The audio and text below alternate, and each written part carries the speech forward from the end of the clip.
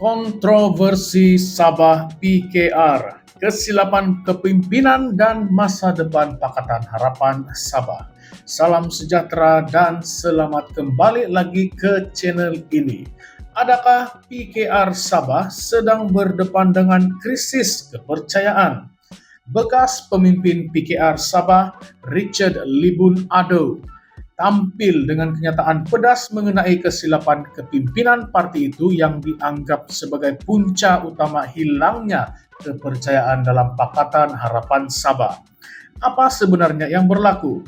Jom kita bongkar isu ini. Bekas Ketua Penerangan PKR Tuaran Richard Libun Ado baru-baru ini tampil dengan kenyataan berani yang mengkritik kepimpinan PKR Sabah, khususnya di bawah pimpinan Christina Liu. Richard menegaskan bahwa PKR Sabah perlu menerima hakikat bahwa parti itu sudah kehilangan kepercayaan rakan sekutu dalam Pakatan Harapan.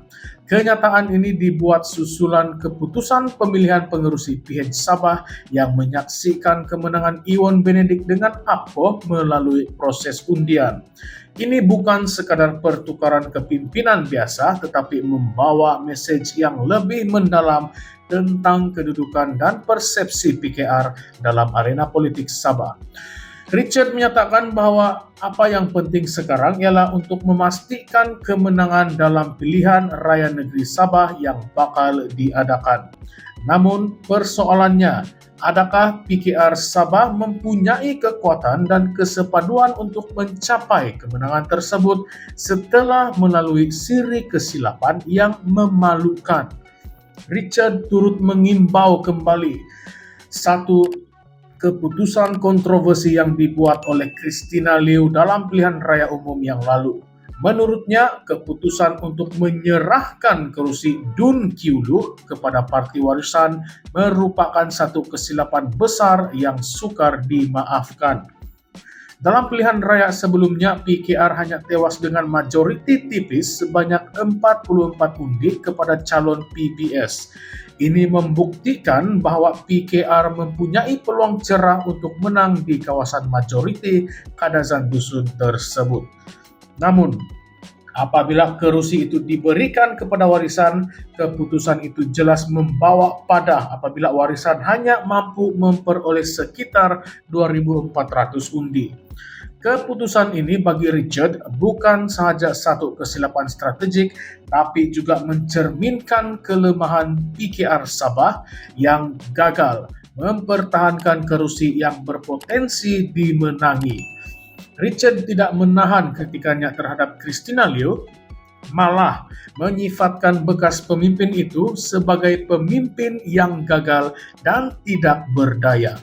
Beliau menegaskan bahwa tindakan Christina sukar untuk dipertahankan dan menjadi punca kepada kemerosotan pengaruh PKR di Sabah. Selain itu, Richard turut mengkritik Mustafa Sakmut yang ketika itu merupakan timbalan pengurusi PKR Sabah. Menurut Richard, Mustafa gagal melaksanakan tanggung jawabnya untuk menentang keputusan Christina. Beliau sepatutnya bersuara, mencabar keputusan tersebut dan memastikan PKR tidak melakukan kesilapan sebesar itu. Kegagalan Mustafa untuk bertindak sebagai pengimbang kuasa dalam kepimpinan negeri menambah lagi episode malang dalam sejarah PKR Sabah. Kritikan Richard ini bukan hanya sekadar luahan kekecewaan pribadi, tetapi turut mencerminkan pandangan sebahagian besar ahli dan penyokong PKR di Sabah yang berasa kecewa dengan cara parti itu dikendalikan.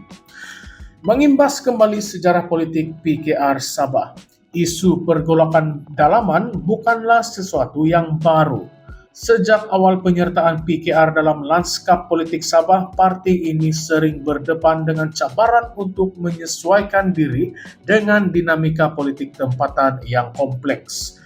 Sentimen perkauman, autonomi negeri, dan isu pengagihan kuasa sering menjadi puncak ketegangan antara pemimpin pusat dan negeri.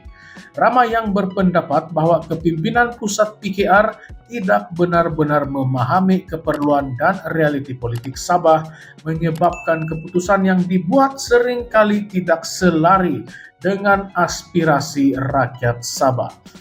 Ini termasuk isu pengagihan kursi, di mana beberapa kursi yang berpotensi dimenangi PKR diserahkan kepada partai komponen lain atas dasar kompromi politik.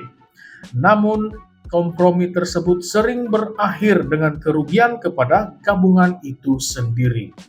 Selain itu, hubungan antara PKR dengan partai-partai lain dalam Pakatan Harapan seperti DAP dan APKO juga tidak selalu berjalan dengan lancar. Ketidaksepakatan dalam isu penting seperti calon pilihan raya dan pengagihan sumber sering menyebabkan ketegangan yang sukar diselesaikan.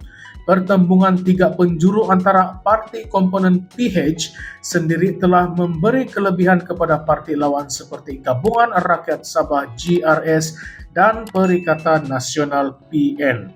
Dalam konteks ini, kritikan Richard terhadap kegagalan kepimpinan PKR Sabah untuk menguruskan hubungan dalaman dengan berkesan semakin relevan. Satu lagi faktor penting ialah persepsi rakyat Sabah terhadap PKR itu sendiri. PKR dilihat sebagai parti yang lebih tertumpu kepada politik di Semenanjung dan sering gagal memahami keperluan serta keunikan politik Sabah. Isu-isu seperti hak autonomi, Perjanjian Malaysia 1963, dan pembangunan infrastruktur di Sabah sering dipolitikkan tetapi jarang diselesaikan dengan tindakan yang konkret. Ini menambah lagi rasa skeptikal rakyat Sabah terhadap kemampuan PKR untuk membawa perubahan yang diinginkan. Persoalan besar yang kini timbul ialah adakah PKR Sabah masih relevan dalam lanskap politik negeri itu?